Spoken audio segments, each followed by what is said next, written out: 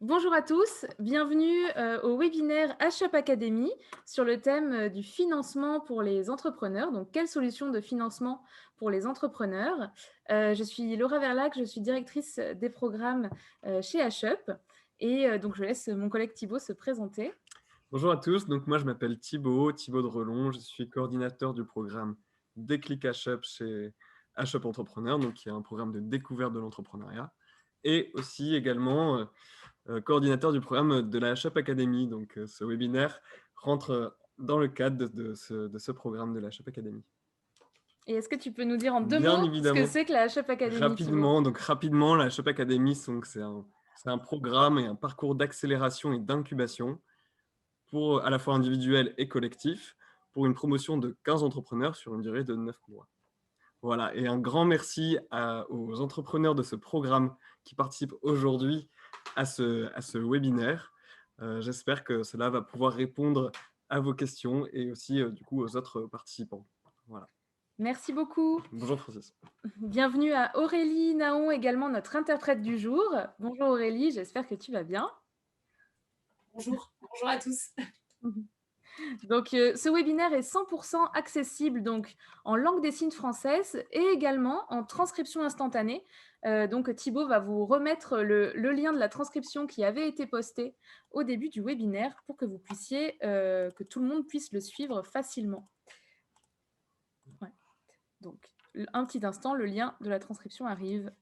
Voilà, donc vous pouvez l'ouvrir sur votre navigateur et du coup, toute la conversation vous sera écrite grâce à la solution Scribovox. Je remercie Maxime Rina qui nous met à disposition sa solution très performante de transcription instantanée. Et maintenant, sans plus attendre, je vais demander à nos intervenants du jour que je remercie vivement, donc Pauline Duhaut de Paris Initiative Entreprise et Bertrand Meunier de Entrepreneur Invest, de se présenter, de nous présenter un petit peu leur structure. Et ensuite, on reviendra avec Thibaut sur comment va se dérouler ce webinaire et comment poser vos questions. Que Pauline, Bertrand, je vous invite à vous présenter en quelques mots. Merci déjà à vous tous de nous accueillir. Merci Laura et Thibaut. Donc moi, je m'appelle Pauline Duhaut, je suis consultante chez Paris Initiative Entreprise, qui est une association membre des réseaux France Active et Initiative France. Donc c'est deux réseaux d'accompagnement et de financement de l'entrepreneuriat au niveau national. Et ces réseaux ont la particularité d'être divisés territorialement, de manière à mieux répondre aux besoins des entreprises selon leur secteur et selon leur géographie d'implantation. Et donc, nous nous occupons des demandes de financement des entrepreneurs basés à Paris, intramuros. Voilà.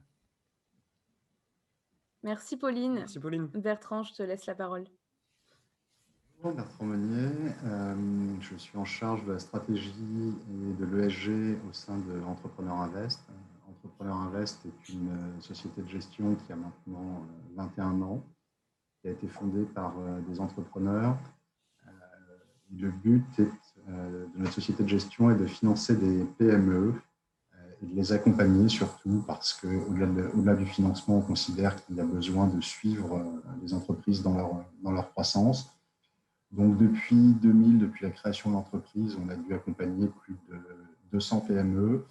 Aujourd'hui, en portefeuille, donc participation active, on doit en avoir à peu près 90.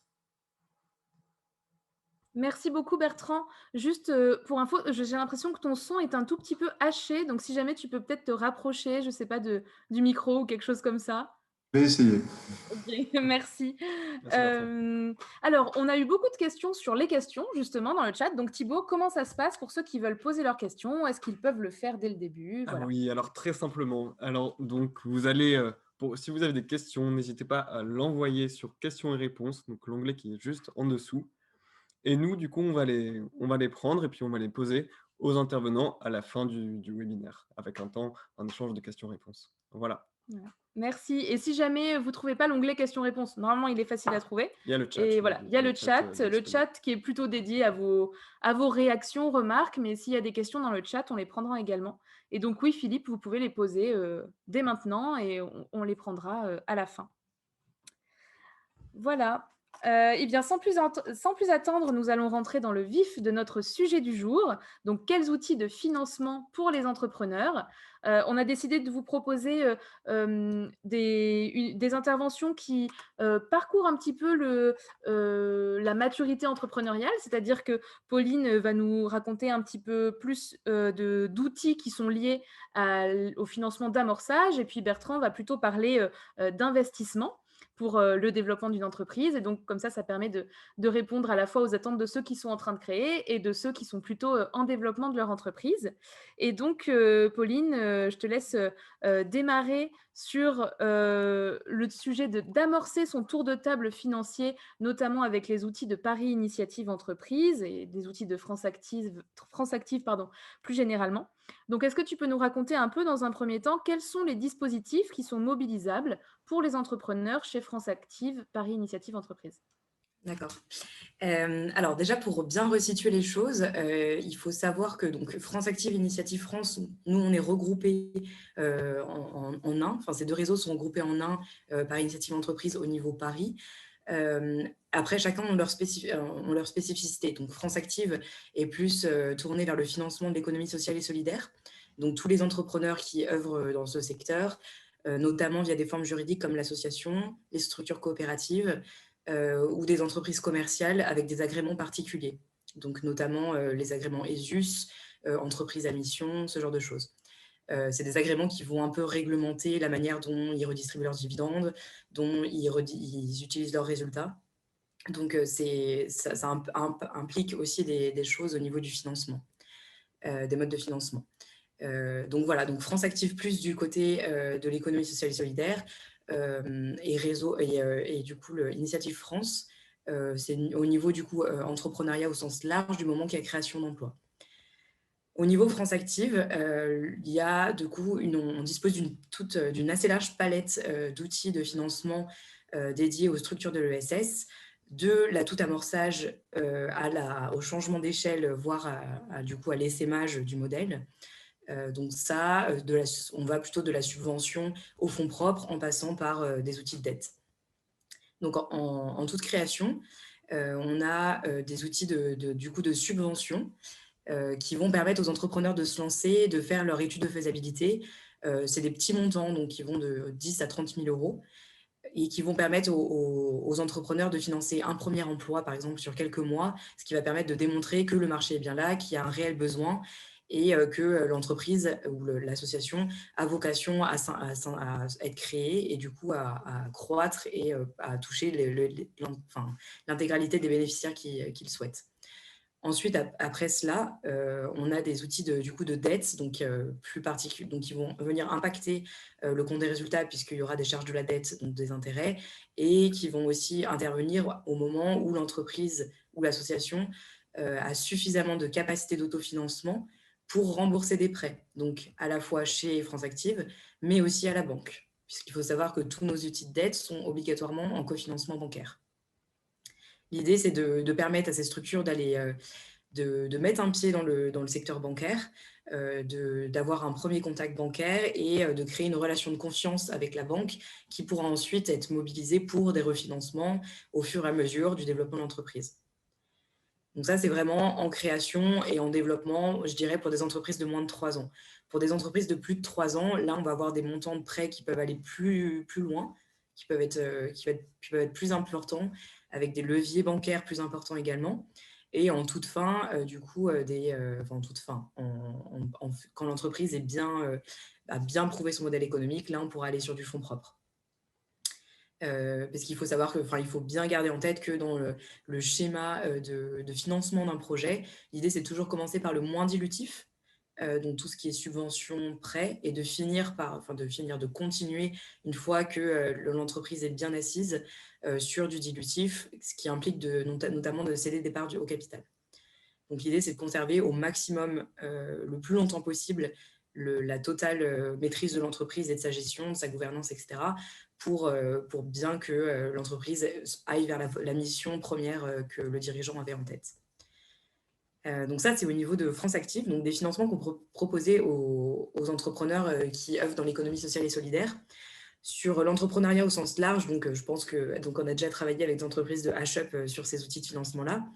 L'outil qu'on utilise le plus souvent, c'est le prêt d'honneur. Donc, c'est un outil de prêt qui intervient très, très fréquemment dans le démarrage d'une société. Donc, vraiment tout démarrage, et même jusqu'à 3 ans à peu près, je dirais. Et donc, à la différence d'un prêt bancaire, ce prêt, c'est un prêt à la personne. Donc, c'est un peu comme un prêt à la consommation, sauf qu'il est à taux zéro. Et que l'idée, c'est qu'il va être amené en compte courant de l'entreprise et qui va permettre à l'entrepreneur à la fois de renforcer ses apports personnels et de financer une partie de ses besoins de financement, et aussi de conforter la banque sur le fait que voilà, l'entrepreneur a mis suffisamment d'apports personnels pour qu'on puisse autoriser l'endettement bancaire. Donc là, c'est vraiment l'outil qu'on utilise le plus souvent en création, qui fait qu'on connaît, en tout cas que PIE travaille avec la totalité des établissements bancaires parisiens, et du coup dans toutes les régions c'est pareil. Et voilà, cet outil permet vraiment aux entrepreneurs de se lancer, de donner confiance à la banque, et nous on va les accompagner dans leur démarche bancaire. On va également travailler le plan de financement et les états financiers avec eux à ce moment-là. Et donc ça permet vraiment aux entrepreneurs de se lancer dans des bonnes conditions. Tous nos outils, de toute manière, toutes les demandes de financement sont validées par un comité d'engagement interne à PIE. Donc, on ne laisse jamais les gens se lancer sans que ce soit validé par un consultant chez nous. Donc, voilà à peu près les outils. Donc, majoritairement des outils de dette qui interviennent pour des entreprises en création ou en développement, et sur lesquels on vous accompagne également pour le cofinancement bancaire. Super, merci beaucoup Pauline. Alors tu l'as déjà un petit peu dit en répartissant du coup les outils qui étaient utilisables quand on est ESS ou quand on est entreprise classique, mais est-ce que tu pourrais détailler un petit peu sur dans quel cas sont mobilisables les aides et notamment ce prêt d'honneur? Est-ce qu'il y a des choses à respecter pour pouvoir le demander? Oui, complètement. Alors, du coup, donc déjà, pour solliciter un prêt d'honneur chez Paris Initiative Entreprise, il faut que l'entreprise soit basée à Paris. Dans les autres, sinon, il faut aller contacter une autre antenne d'Initiative France. Il y a deux types de projets. Donc, on a deux types de projets qui passent en comité chez nous. Il y a les projets qui ont un local et les projets qui n'ont pas de local. Ça va changer pas mal la manière dont on va appréhender l'analyse du projet. Dans le cadre d'un local, on va avoir besoin des documents juridiques, même s'ils sont temporaires, validés. Puisque du coup, on n'est pas juriste, on ne peut pas aider là-dessus. Donc, ça signifie que s'il y a reprise de fonds de commerce, il faut nous fournir une promesse de reprise de fonds de commerce, de cession de fonds de commerce. S'il y a reprise de droit au bail, il nous faut une promesse de rachat de droit au bail. Et bien sûr, du coup, avec ces éléments, le bail qui va être signé, au moins le projet de bail. Donc ça, c'est vraiment très important, puisque en parallèle avec ces documents-là, les entrepreneurs vont récupérer aussi les chiffres du cédant du local, qui va nous donner à peu près une prévision, une vision de ce qui peut être réalisé en termes de chiffre d'affaires dans ce même local. Donc, par exemple, un local qui est situé aux Abbesses, globalement, il y a un potentiel de chiffre d'affaires qui est assez important, notamment avec le tourisme. Et donc ça, on va pouvoir l'évaluer et comparer à la fois les chiffres du cédant et le prévisionnel de l'entrepreneur, et voir si c'est cohérent. Donc, dans le cadre d'un local, donc c'est vraiment les documents indispensables à nous transmettre, et il faut que vous ayez réalisé ces étapes juridiques avant. S'il n'y a pas de local, donc c'est un peu plus... c'est un peu plus délicat à évaluer, puisqu'on n'a pas la certitude que l'activité est un potentiel, dans le sens où il n'y a pas eu de chiffre d'affaires généré sur cette même activité auparavant. Donc nous, on va avoir besoin d'une preuve que le produit ou le site internet, ou je sais pas, a été testé, et que ça répond vraiment à une demande de marché, qu'il y a des gens qui sont intéressés par le produit, et que potentiellement ces personnes reviennent pour consommer à nouveau, ce qui va faire croître le chiffre d'affaires de l'entreprise. Donc pour les entreprises qui n'ont pas de local, nous, ce qu'on demande, c'est une preuve commerciale, soit par du chiffre d'affaires, soit par des lettres d'intention commerciale signées, soit par une communauté constituée qui attend simplement le lancement du site internet ou des choses comme ça. Voilà, une preuve commerciale d'une manière ou d'une autre. Et du coup, pour peu importe le type de projet, dernière condition, c'est qu'il faut vouloir mobiliser un prêt bancaire en parallèle. puisque on intervient systématiquement en cofinancement bancaire, avec l'idée, bien sûr, de faire levier entre le prêt bancaire et la somme des apports personnels de l'entrepreneur, ou des entrepreneurs. Voilà. D'accord, merci beaucoup Pauline. Et du coup, dernière question. Alors, tu as déjà commencé un peu à y répondre avec les documents qui sont nécessaires, mais concrètement, comment on fait pour faire appel donc, à PIE si on est à Paris ou à une autre antenne si on n'est pas à Paris? Okay. Alors, du coup, on reçoit beaucoup de demandes de financement tous les ans, comme vous pouvez l'imaginer. On est à plus de 1500 demandes reçues tous les ans et on finance environ 250 entreprises par an.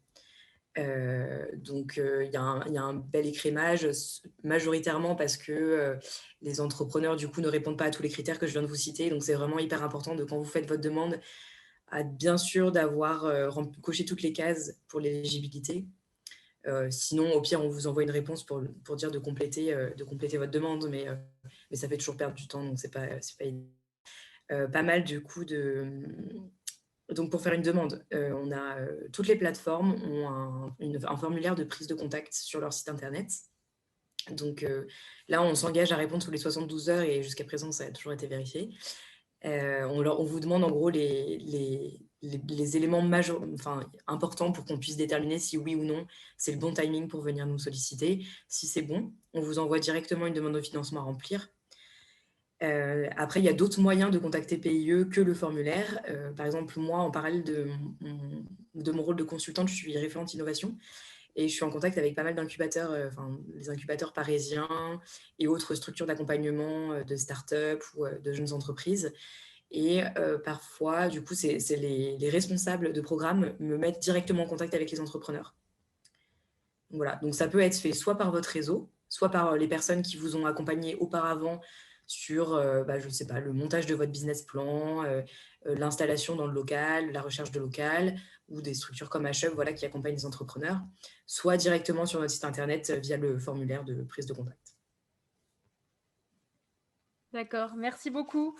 Alors du coup, en résumé de ce que tu as présenté, Pauline, en gros, donc PIE, Paris Initiative Entreprise, est lié à 2 structures, donc France Active qui accompagne plutôt les entreprises de l'ESS, de l'économie sociale et solidaire, et Initiative France qui est plutôt toute structure confondue.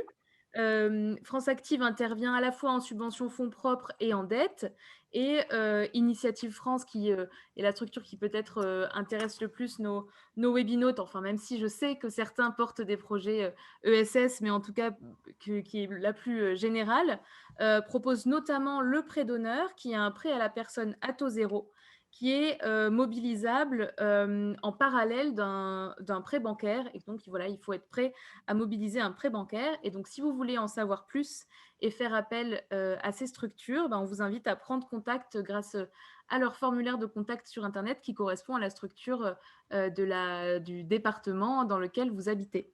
Voilà. Merci beaucoup pour... Je rajoute juste quelque chose. Ce n'est pas le département du coup où les entrepreneurs habitent, c'est le siège social de l'entreprise, ce qui est très différent. Et juste un outil dont on dispose et dont je n'ai pas parlé, c'est que bien sûr, on ne vous laisse pas seul dans vos démarches bancaires parce qu'on vous accompagne, on prend contact avec le conseiller bancaire. Mais aussi, il faut savoir que France Active est organisme de garantie, de la même manière que l'est la BPI, et qu'on peut, en plus du prêt d'honneur, vous aider à obtenir un prêt bancaire en sollicitant une garantie bancaire pour le prêt. Donc voilà, ça permet de limiter le risque à la fois de la banque et de l'entrepreneur. Super, merci beaucoup. Merci Pauline, on reviendra. On a eu pas mal de questions, mais je pense qu'on les prendra toutes à la fin. Comme ça, voilà, vous pouvez aussi peut-être interagir avec Bertrand.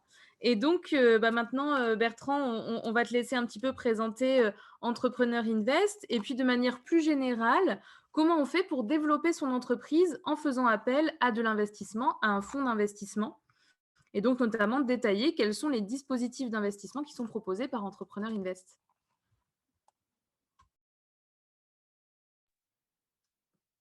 Merci Laura et merci Pauline, parce qu'il y aura sans doute un certain nombre de points sur lesquels je vais pouvoir rebondir. Donc, comme je le disais en préambule, Entrepreneur Invest a maintenant 21 ans. C'est une société de gestion qui a été fondée par des entrepreneurs qui ont eu envie de faire partager leur propre expérience puisqu'ils ont tout vécu de la création, des échecs, de l'introduction en bourse, des ventes, donc des succès et des échecs. J'insiste toujours sur les échecs parce que c'est très important de savoir que vous n'êtes pas obligé de réussir du premier coup. Depuis la création, on a dû investir à peu près 1 milliard d'euros dans des PME françaises. Alors, comme toute entreprise, on a évolué, c'est-à-dire que au début de notre histoire, on était plutôt dans la petite PME. On grossit aujourd'hui avec des entreprises généralement qu'on accompagne qui ont entre 5 et 50 millions de chiffre d'affaires, même s'il nous arrive encore de faire des choses plus petites. On intervient en fonds propres, bien évidemment, en dette sous forme obligataire et en quasi-fonds propres, c'est-à-dire en obligations convertibles, ce qui permet de renforcer les fonds propres de la société sans être dilutif, et donc à la fois de rassurer les banques et de laisser les managers mener leur société. Alors, je sais bien que quand je donne les chiffres de ce qu'on fait aujourd'hui, des sociétés qu'on accompagne, qui font entre 5 et 50 millions de chiffre d'affaires, qui autant que possible sont déjà rentables, je vais en perdre quelques-uns. Mais ce qu'il faut voir, d'une part, comme je le disais, la société a grandi avec le temps et les sociétés qu'on accompagne aussi.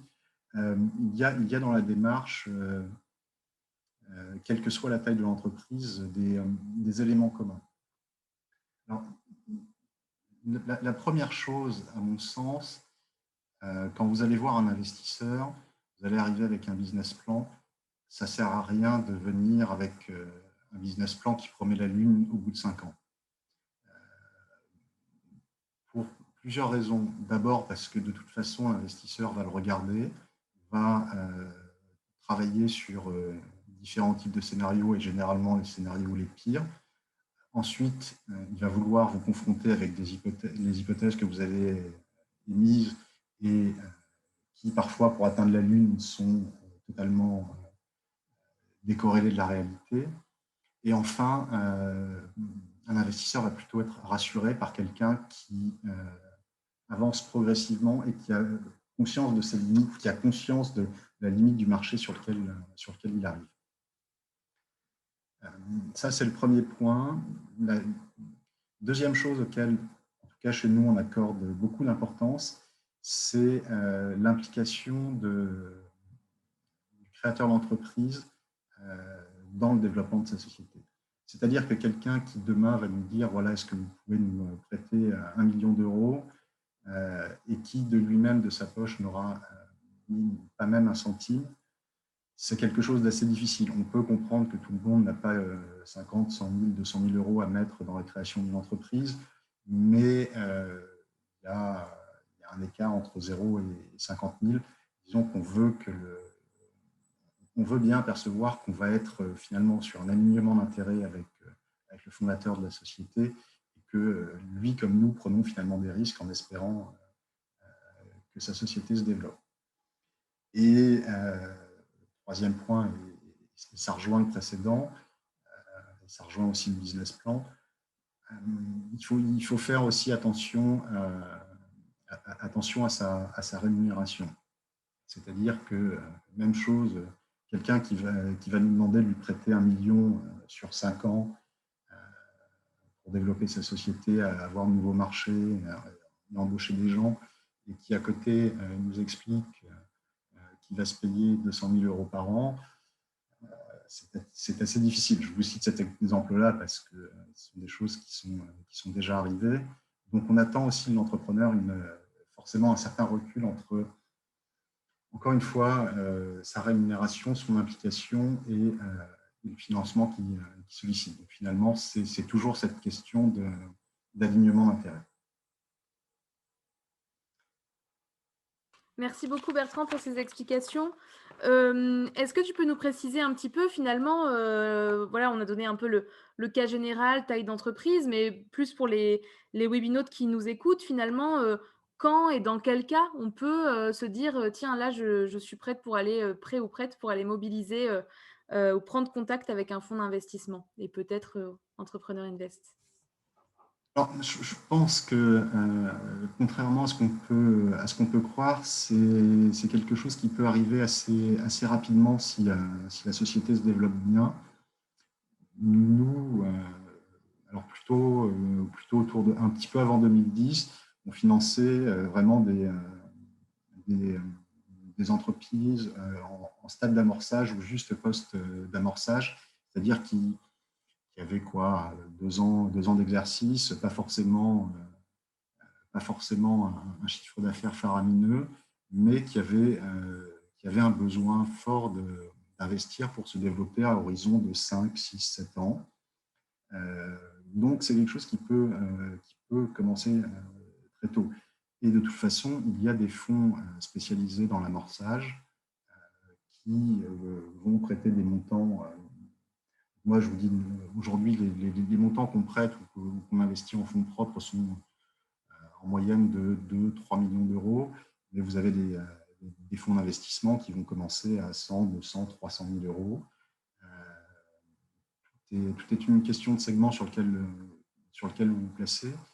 Et plus un fonds d'investissement va commencer à travailler avec des sociétés jeunes, n'ayant pas forcément des besoins extrêmement élevés, plus il sait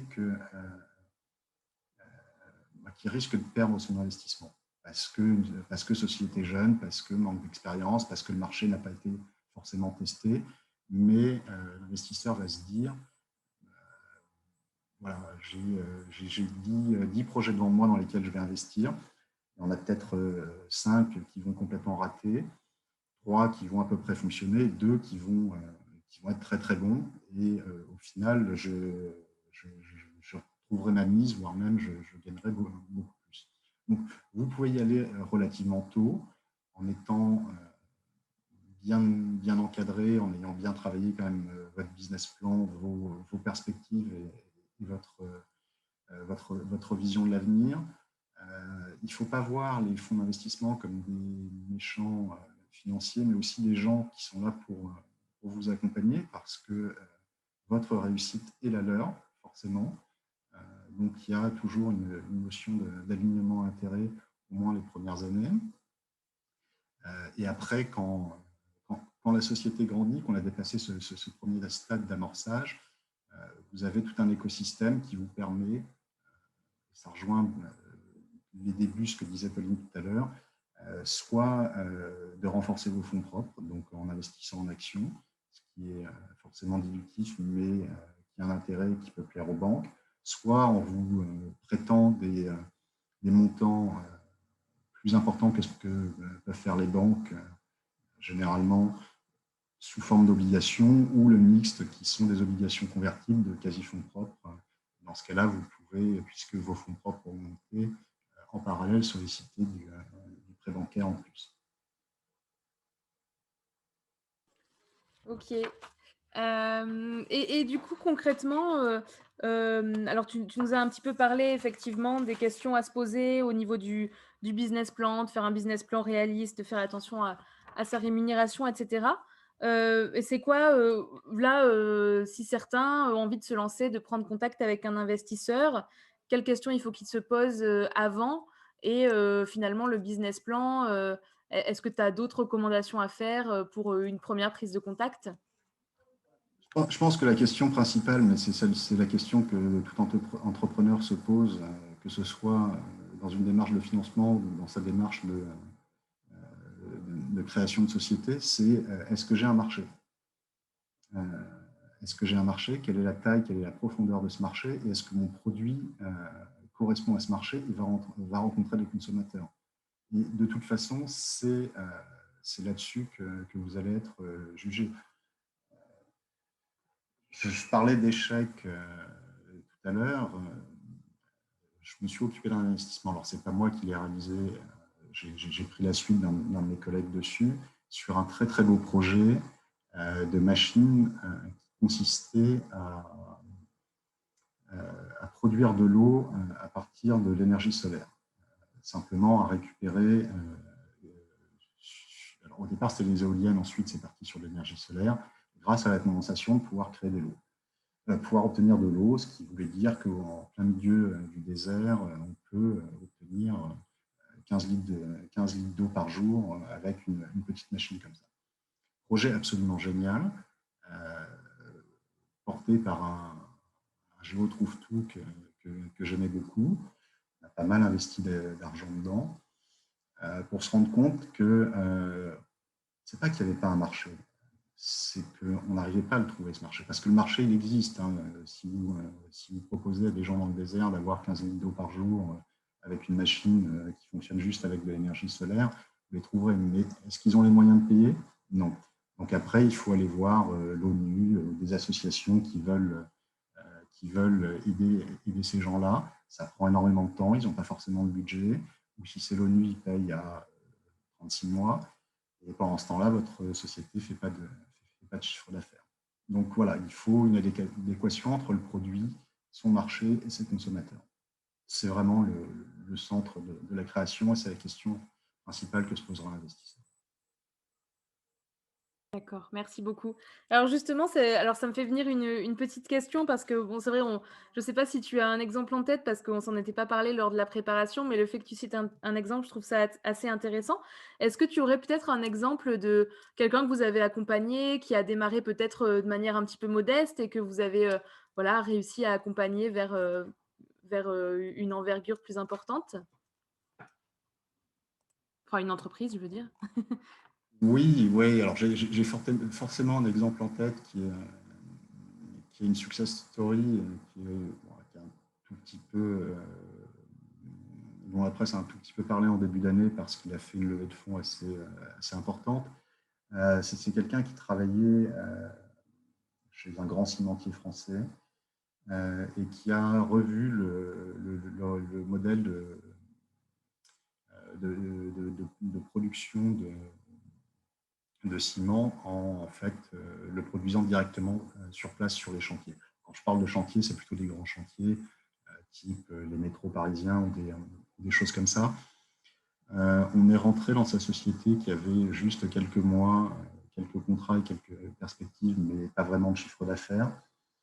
On a investi beaucoup au début. On a quand même dû investir quelques millions et on en a réinvesti au cours des années. Donc ça remonte à 2016. Aujourd'hui, sa société fait 100 millions de chiffre d'affaires. 5 ans plus tard, en étant parti de rien, juste d'un concept nouveau et d'une idée révolutionnaire sur un marché pourtant très fermé. C'est probablement l'un de nos plus beaux succès actuels. D'accord. Merci beaucoup, Bertrand. Donc en résumé, Entrepreneur et Invest accompagne plutôt, des entreprises en fonds propres et en dette, qui ont entre 5 et 50 millions de chiffre d'affaires. Donc voilà, ça peut sembler comme ça très conséquent, mais en fait, l'idée, c'est aussi que vous êtes là pour accompagner des sociétés qui souhaitent grandir aussi avec le temps et qu'il ne faut pas hésiter, dès le démarrage à, frapper à la porte, des investisseurs avec un business plan réaliste, qui fait attention à la rémunération du créateur de l'entreprise et qu'il ne faut pas hésiter à prendre contact assez rapidement, mais qu'il existe aussi donc des fonds d'investissement spécialisés dans l'amorçage sur des montants un petit peu plus petits, entre 100 et 300 000 euros, et que la question centrale, comme pour tout entrepreneur, à se poser dans le business plan, c'est finalement, est-ce que j'ai un marché? Quelle est sa taille? Merci beaucoup à tous les deux pour vos exposés. On a reçu beaucoup de questions. Donc, je vais maintenant laisser la parole à Thibaut pour vous énoncer les unes après les autres les questions que l'on a reçues. Tout d'abord, on va peut-être commencer par Pauline. Je pense qu'on a une question pour vous de la part d'un de nos entrepreneurs de la Shop Academy. Donc, sa question, c'est est-ce que les SAS de l'ESS peuvent bénéficier du dispositif de France Active? Oui, bien sûr. Bien sûr, bien sûr. Simplement, il faut que ce soit une SAS avec un agrément particulier de l'ESS. Donc, dans les agréments, vous avez l'agrément ESUS, qui est le plus connu. De plus en plus, il y a d'autres agréments qui se créent et qui passent plutôt bien auprès des financeurs. et qui sont un peu moins contraignants en termes de conséquences sur l'activité. Donc, vous avez l'entreprise à mission qui est par un agrément, c'est plutôt dans les statuts. Vous avez les statuts, vous pouvez aussi mettre les statuts, la mention ESS dans les statuts juridiques. Voilà. Et sinon, après, il y a pas mal de structures commerciales, donc SAS, qui peuvent également devenir entreprises d'insertion. Enfin, voilà, il y a plein d'agréments qui peuvent faire que des structures commerciales peuvent bénéficier des dispositifs de l'ESS, oui, sans problème. Et voilà, simplement, il ne faut pas être une SAS à but uniquement lucratif et sans impact social, quoi, ou écologique. Il faut avoir une preuve, soit par un agrément, enfin, ou quelque chose de concret, avant de s'adresser à France Active, qu'on fait bien partie de l'économie sociale et solidaire, c'est ça? Oui, c'est ça. Sinon, on redirigera automatiquement vers un prêt d'honneur qui, du coup, a une vocation plus large. D'accord. Et juste pour la question d'au-dessus, les aides en micro-entreprise, donc en effet, notre prêt d'honneur à nous, il s'adresse uniquement aux structures commerciales, donc SA, SAS, SARL, etc. Pour les statuts de micro-entreprise, il faut s'adresser à l'ADIE, ADIE, qui fait également des prêts d'honneur, mais du coup, c'est 10 000 € max, et c'est pour des auto-entrepreneurs. Je vous mets le lien dans la discussion, si vous voulez. C'est exactement la même chose.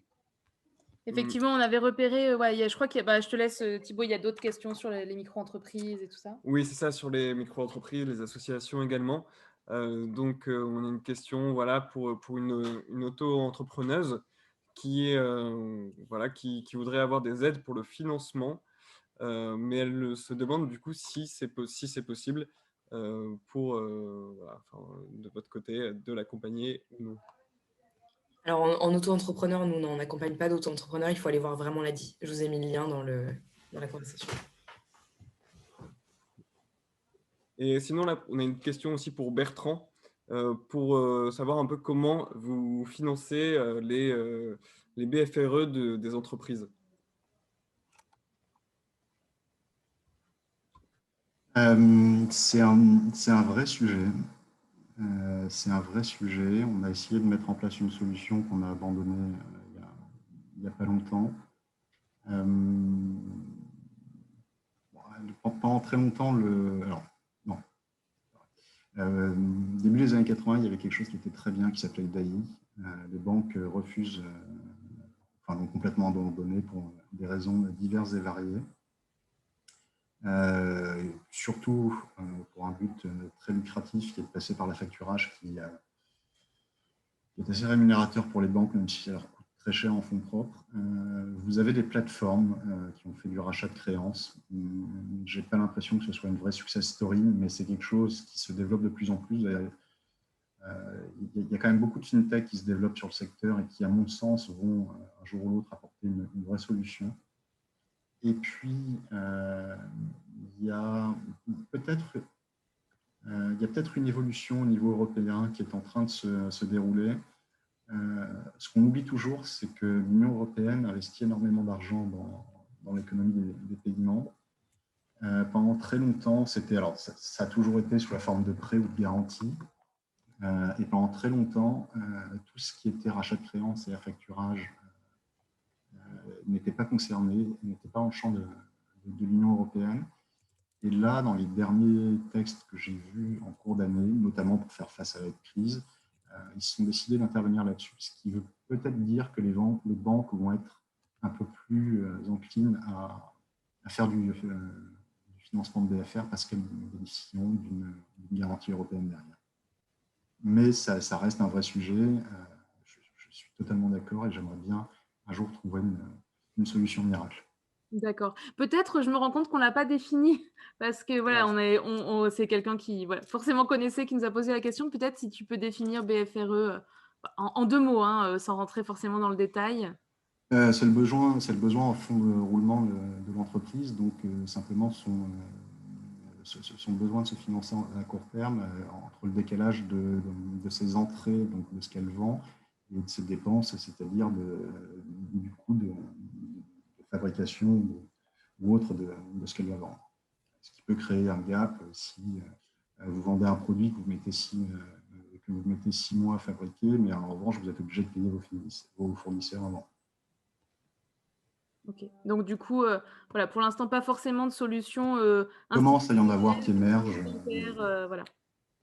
Nous, on le finance pas mal en prêt, notamment auprès des… Donc, pour les entreprises, c'est un peu plus compliqué, mais en tout cas, pour les associations, nous, ça arrive très, très fréquemment, et même par initiative entreprise, des sujets à ce problème-là, c'est qu'on est financé notamment par les fonds solidaires européens, tous les acteurs publics qui mettent beaucoup de temps à envoyer effectivement les fonds, malgré qu'on les demande toujours un an avant. Et le problème, c'est qu'il faut engager des dépenses d'exploitation, payer les salaires, etc., avant d'avoir reçu les fonds. Et donc, c'est ça le BFR, c'est le fait d'avoir suffisamment de fonds pour financer les dépenses courantes sans devoir attendre que soient encaissées les subventions, par exemple. Et donc, nous, on finance, ça nous arrive fréquemment de financer le BFR d'associations par du prêt, du coup, en leur donnant une trésorerie bien suffisante pour qu'elles puissent couvrir ces mois de charges en l'attente de l'encaissement des produits d'exploitation. D'accord. Merci beaucoup pour les détails sur ce sujet. On aurait peut-être une deuxième question un peu technique qui concerne l'ESG, savoir peut-être un peu ce que c'est, et puis voilà, donner peut-être une définition, des précisions sur ce terme. Pour Bertrand, peut-être. Oui, peut-être Bertrand. Alors, l'ESG, c'est, si on en reste à l'acronyme, c'est environnement, sociétal, gouvernance. Plus globalement, c'est en fait toutes les questions sociétales qui se posent actuellement, à la fois sur l'environnement, sur des questions comme la parité, comme le partage de la richesse, c'est-à-dire la rémunération des salariés. C'est un sujet qui a longtemps été mis de côté. Il y a une prise de conscience collective. Et ce dont on se rend compte aujourd'hui, c'est que dans un avenir très proche, une entreprise qui voudra lever de l'argent, que ce soit auprès d'investisseurs ou auprès de banques, si elle n'est pas dans certains clous, elle n'y arrivera plus. Quand je dis certains clous, ça va être avoir un bilan carbone qui va bien, c'est respecter la parité, respecter l'égalité salariale, des choses comme ça. Et donc, c'est pour ça que je suis en charge de ces questions chez Entrepreneur Invest. C'est qu'on a décidé de prendre les choses un peu plus à bras le corps, aussi parce qu'il y a des contraintes réglementaires qui apparaissent. Et ça va être un vrai enjeu pour les entreprises parce qu'il faudra respecter un certain nombre de critères à l'avenir pour pouvoir se faire financer. C'est un mal pour un bien parce que je pense que ça va dans la direction vers laquelle on tend tous, d'un monde plus respectueux de son environnement notamment et plus respectueux des personnes. Merci pour cette explication. Je crois qu'on avait une question sur l'agrément RSE, mais j'ai demandé un petit peu de précision à la personne, voilà, de nous préciser un peu sa question sur l'agrément RSE. Du coup, on va peut-être poursuivre sur les autres questions. Est-ce qu'il y aurait du coup des aides que vous connaissez, que vous proposez sur la création d'entreprises dans le bien-être coaching et les thérapies brèves? Du côté de PIE, on finance ce type d'activité. Hein. On n'est pas limité à des secteurs en fait. Il y a des secteurs qu'on peut bien sûr qu'on ne peut bien sûr pas financer, du style l'immobilier, les choses comme ça. Enfin, dès qu'il y a acquisition de murs, c'est plus compliqué. En revanche, sur le reste, il y a vraiment pas de problème. L'idée, voilà, c'est bien d'avoir, comme disait Bertrand, d'avoir prouvé que le marché est là, quoi.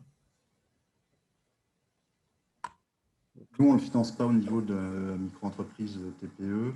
En revanche, c'est un secteur dans lequel on a déjà investi, notamment dans des écoles qui proposent ce type de formation. D'accord. Merci pour la précision. On avait une autre question dans le chat qui était conseillez-vous de passer systématiquement, enfin de se faire conseiller systématiquement pour la rédaction des statuts et du business plan?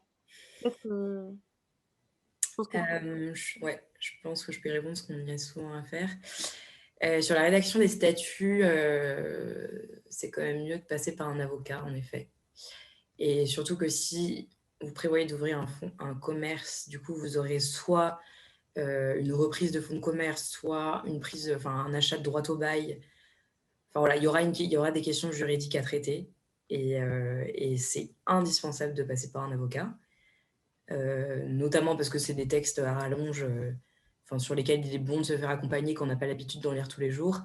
Et aussi parce que voilà, il y a toujours des points, on ne comprend pas trop, on ne sait pas si c'est en notre faveur ou en notre défaveur, et il vaut mieux l'avis d'un professionnel pour mettre les choses au clair. Donc sur statut et sur tous les éléments juridiques liés à la prise d'un local, vraiment, je conseille fortement d'avoir un avocat. Ou alors, de toute manière, c'est quasiment obligatoire. Sur le business plan, tout dépend, c'est un peu difficile de vous répondre, tout dépend de si vous êtes à l'aise ou pas avec les états financiers. Nous, chez PIE, on vous demande un compte de résultat sur 3 ans, un plan de financement et un plan de trésorerie sur 12 mois. Donc, si vous êtes parfaitement à l'aise avec la conception de ces états financiers et avec les différentes notions comptables et financières, il n'y a pas forcément besoin. Il y a beaucoup de gens, la plupart des gens se font accompagner pour ça, parce que c'est beaucoup des gens du métier. Donc, par exemple, si on ouvre un restaurant, en fait, les gens vont plus être restaurateurs et cuisiniers que comptables ou experts financiers. Donc, forcément, ils ont besoin d'aide là-dessus. Mais si jamais vous êtes parfaitement à l'aise avec, il n'y a pas de souci, hein. Simplement, il faut que vous sachiez avant tout que c'est vous-même qui allez passer devant le comité, c'est vous qui allez présenter vos états financiers. Donc, si vous ne comprenez pas la moitié des choses que vous avez écrites, c'est un peu problématique. Et dans ce cas-là, il vaut mieux vous faire accompagner. Oui. Je te laisserai peut-être Bertrand réagir si tu voulais réagir, mais pour compléter sur la partie accompagnement, nous, c'est bien sûr aussi quelque chose sur lequel on peut vous aider chez HUP dans nos différents programmes.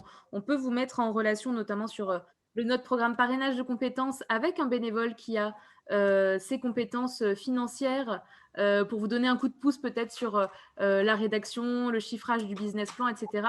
Et nous avons aussi un partenariat avec le barreau de Paris, que je remercie encore à cette occasion, qui propose des consultations juridiques gratuites de 30 minutes. Bien sûr, on ne peut pas rédiger des actes d'avocat bénévolement, c'est interdit, mais en tout cas, ils peuvent déjà vous donner un premier niveau d'information sur vos questions. Donc, n'hésitez pas à nous contacter pour intégrer nos programmes et en bénéficier. Bertrand, je ne sais pas si toi, tu avais quelque chose à rajouter? Non, je rejoins totalement ce que vient de dire Pauline. Et je dirais de toute façon, si on passe au stade au-dessus, à partir du moment où vous faites rentrer les investisseurs, en fonds propres ou en dette, peu importe, le pacte va toujours être amendé. Il y aura toujours des cadres juridiques qui vont être fixés. Il faut avoir quelqu'un pour relire ce que les investisseurs ont envie de vous imposer, pour négocier avec eux là-dessus. Merci beaucoup. Je crois qu'on avait deux autres questions. On a 2 autres questions. Donc, on a une question qui concerne les personnes en situation de handicap qui ont toujours un peu des demandes plus importantes de garantie quand elles demandent des prêts et des financements ou des crédits. Donc, est-ce que vous avez les mêmes exigences pour ces personnes-là ou pas? Non. On a déjà travaillé avec des entrepreneurs de HUP et non, il n'y a pas de. Donc la banque peut-être, mais du côté de chez PIE, non. Merci. Je ne sais pas si Bertrand avait une réaction par rapport à ça. Non, on n'a pas de contrainte particulière.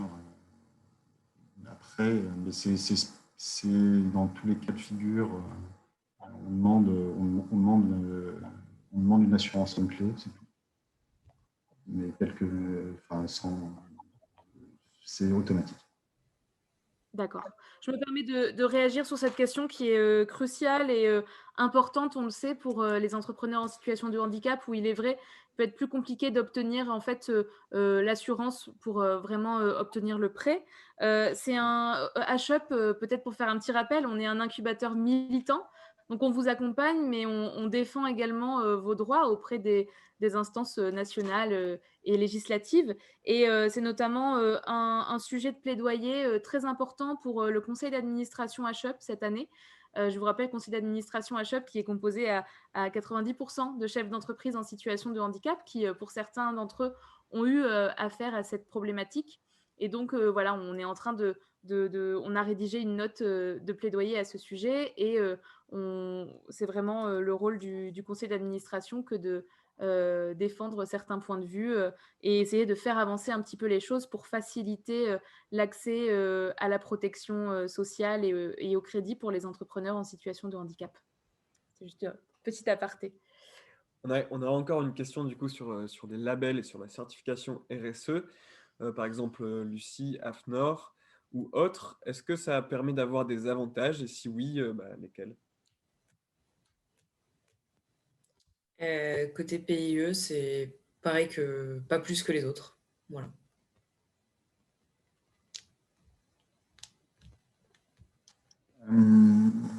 Chez nous, non, en tout cas pas aujourd'hui. En revanche, je sais qu'on a pas mal de confrères qui sont en train de développer ce qu'on appelle des fonds impact, qu'on pourrait appeler fonds ESG ou autres. Et dans ce cas-là, ils sont assez friands de tout ce qui est label pour montrer qu'ils vont dans le bon sens.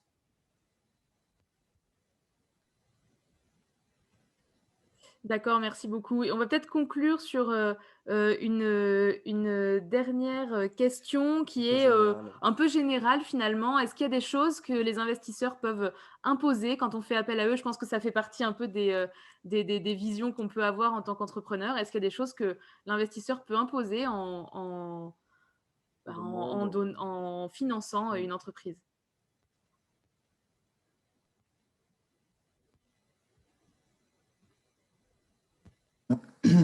Alors, tout dépend comment un investisseur intervient, même si finalement ça va être assez proche qu'on soit en fonds propres ou en dette.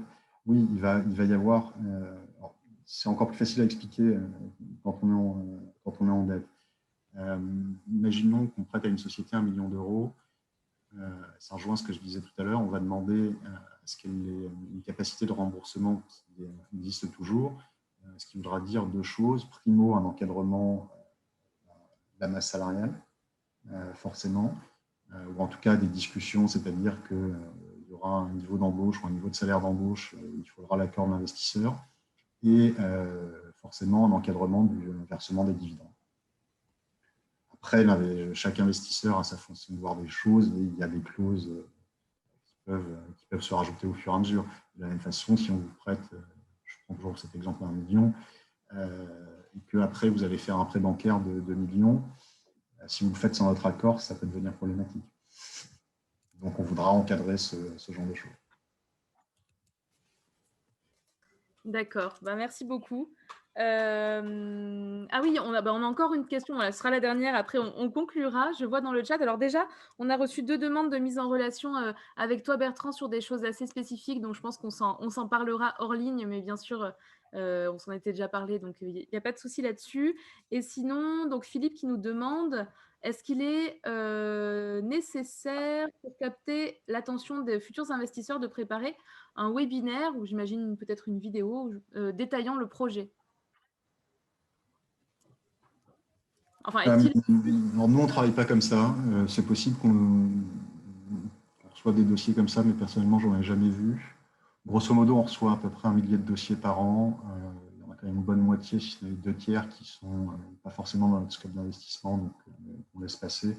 Donc la plupart du temps, c'est quand même des PowerPoint et des fichiers Excel pour le business plan.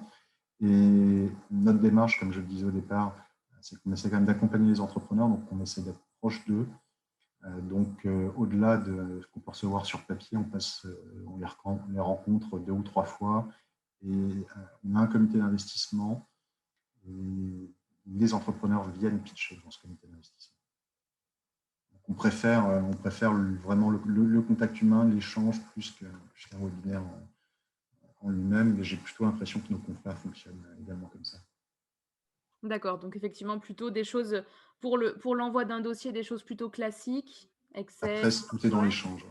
et On plutôt dans investit quand même avant tout. On investit sur un projet, mais on investit aussi sur une personne. bien sûr. D'accord, très clair, merci beaucoup.